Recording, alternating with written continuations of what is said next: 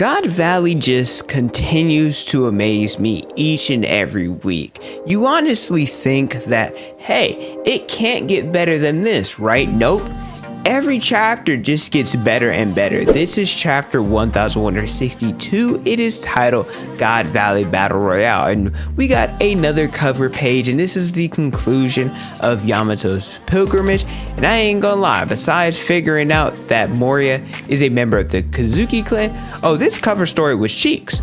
It was bad. I didn't really care for it, so I'm glad that it's over. Can't wait till we see, well, the random ones that Oda does, the cover quest, as well as, well, just a whole nother cover story, because this one wasn't it. But with that out of the way, let's get into this chapter's breakdown. In the last chapter, Rayleigh officially made Shaki his. He saved her from Summers, confessed to her, and now the Roger Pirates are about to take her and leave God Valley. So we continue with this chapter with Rayleigh. He is carrying Shaki back to the ship, and you know some people are jealous. They're sitting up in here like, hey, let's steal Shaki from him. And you got other pirates that are like, whoa. Shiki says, hold up, don't even think about it, because you could potentially hurt Shaki. All that matters is that she's safe. Let's focus on the other treasure and let's get up out of here. We can always steal Shaki another time, but in this situation, nah, we got to make sure our priorities are straight. Shaki's safe, we're good. Now during all this, while Rayleigh was running away, he stated, Shaki, there's something I need to say to you, to which Shaki responded, don't say it, I already know. Now from this dialogue, to me it sounded like Rayleigh, he was going to confess his love, because in the last chapter he didn't definitively come out and say I love you. I saw some people create a couple of theories that Rayleigh, he already has a kid, and people speculate that kid is Mihawk and he was going to tell that to Shaki. Personally, I don't believe this, but I also don't hate this theory. During the Kuma flashback, we saw that Ivankov and Kuma, they stole a couple of treasure chests that had some devil fruits in it. One of them included the fish fruit, which we know eventually Kaido ate, and the other one was the paw fruit, and that's the one that Kuma had. Once again, showcased it with a little bit more detail, but we already know that Big Mom came swooping in, stole the devil fruit from Ivankov before he could eat it. Nothing really new in that regard. There are a lot of people that are fighting here. It is a Royal Rumble, and there was someone that looked like Marco. Maybe it's his father, I don't know, but someone ended up kicking Silverax, and well, it looked exactly like Marco, but he's not a part of the Roger Pirates, not a part of the Rocks Pirates. We know what a young Marco looked like, and that was on Whitebeard's crew. We saw it during the Odin flashback. People had speculated that, hey, this is how Marco got the devil fruit, and if Marco was indeed here, well, it would make sense that he ate it right on the spot. But with the whole time frame thing, Marco's 45, God Valley took place 38 years ago, so that would mean Marco is 7.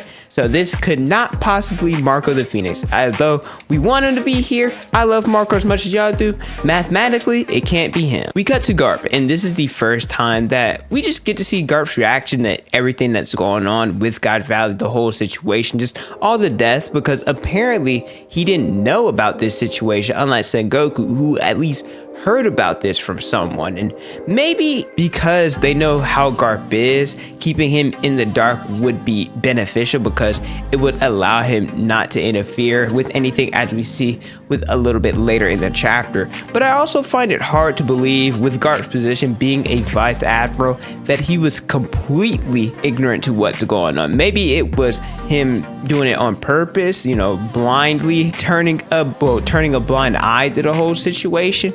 I don't know. I just don't see how Garp couldn't have known anything with all the connection that he had. But if you guys made it this far into the video and are enjoying the content, let me know by leaving a like, subscribing to the channel, and hitting the notification bell so you guys never miss out on a new video. I provide different One Piece content almost each and every day. Xebec met up with Teach and Eris, and they are currently running away from Garling, another member of the Holy Lights and the Davy clan, because, well, it appears they're under the Domi Reversi. And I will say, Garling has gotten clapped so far. The Holy Knights might be on Fraud Watch. They might also be on Fraud Watch. I talked about the Gorosei being on Fraud Watch. I'm putting the Holy Knights on there, because I get it. Them being immortal, them being able to regenerate, it's a battle of who could last the longest. But at the same time, well, we've really only seen them really get clapped. We've seen Summers get clapped. We're seeing Garland get clapped. I'm not a big fan of this whole regeneration thing, because it takes no skill to do. You just have that ability. While they're running away, Eris breaks free from Xebec's grasp because she knows that he can't go all out if he's carrying her. And Eris tells Xebec, and I love this, that if she was the type of woman who couldn't even protect a child, then he wouldn't have fallen for her. So she's like, hey, you need to focus on this battle so that we can meet up at Lelouch. Love me a strong, independent woman like this. Shout out Eris. She knows what has to get done, and she's not afraid to get her hands dirty. Oh, and holding back as Xebec was. Y'all remember, I believe when we were first introduced to him, that his attacks were like cannonballs? Yeah, that might be saying it and putting it lightly, because his no-name slash attack is the reason why God Valley is cut in half. Just by swinging his sword, no-named attack, Xebec split the entire island in half. The entire island in half. Yeah, prove why he's one of the strongest ever. Remember earlier when Ivankov got beaten up by Big Mom and she ended up stealing the devil fruit? Well, apparently she wanted to give it to one of her children. We know she talked about that, but specifically she wanted to give it to Katakuri. Now, earlier in a breakdown, I think when it was first introduced that we're going to God Valley, I talked about how it's impossible for Katakuri to eat another devil fruit because that means he ate the Mochi Mochi no Mi when he was 5 years old, 5 years before the God Valley incident happened. Maybe Big Mom didn't know that Katakuri ate a devil fruit, and so that's why she was very adamant about giving him this one, or at the same time she wasn't aware that you can't be a devil fruit user that has 2 devil fruit powers. Maybe that's what it is. I don't know. Would have been cool to see Katakuri have this fruit. Definitely would have been cool, but well, it's impossible. Too bad we'll never find out what would have happened, because this Ninja Kaido came out of nowhere from the top rope, clocked Big Mom, clocked her, smacked the mess out of her. He takes the devil fruit, he eats it, and it did nasty work. He is smiling while he's chewing the fruit. He's like, you wanted this? And just has the goofiest grin on his face. We know how much he wanted a devil fruit, but it's kind of nasty. You stole it from your older sister. I mean, I guess technically this is that brother-sister dynamic that they have.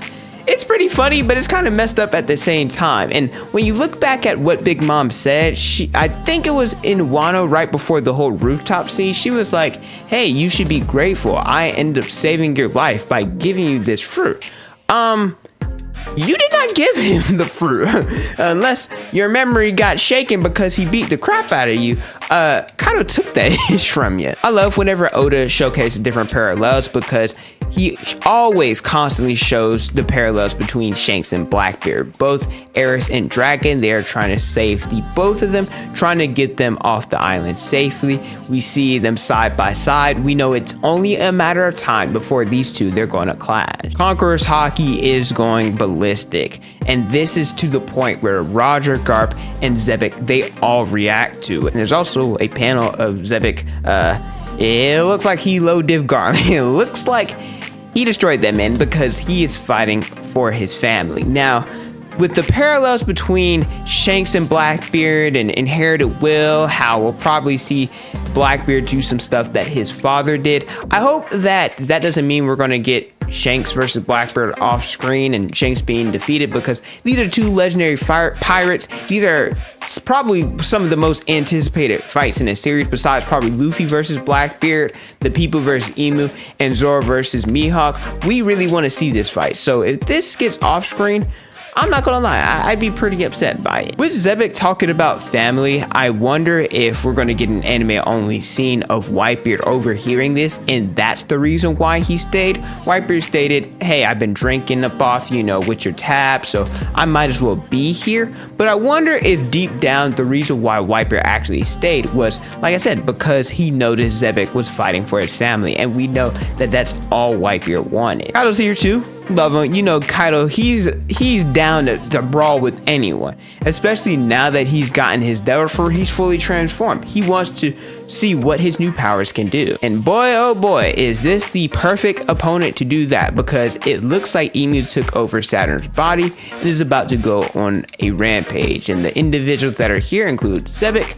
Kaido, Whitebeard, Garp, and Rogers. So yeah, it's looking like these legendary pirates, they're about to take on Emu. And Xebec referred to Emu as the world, which reminded me of Van Augur talking about, hey, they're after the world. I wonder if the Davy clan consists of those that defy or seek to claim the world itself. Maybe that's Emu. I would say this panel, not necessarily one-to-one, but it reminds me of the situation with the supernova during Wano, how they were taking on Big Mom and Kaido, people that they stood no chance against. And it's a little bit different because in this 5v1, these are legendary pirates. I would say all of them, if you were to rank them in One Piece history, they're probably top 5. The only one that probably isn't is Kaido, and Kaido's probably top 10, but at this current time, well, Kaido's not in his prime, but it's going to be devious, the fact that they had to fight Emu 5v1, because if that's the case,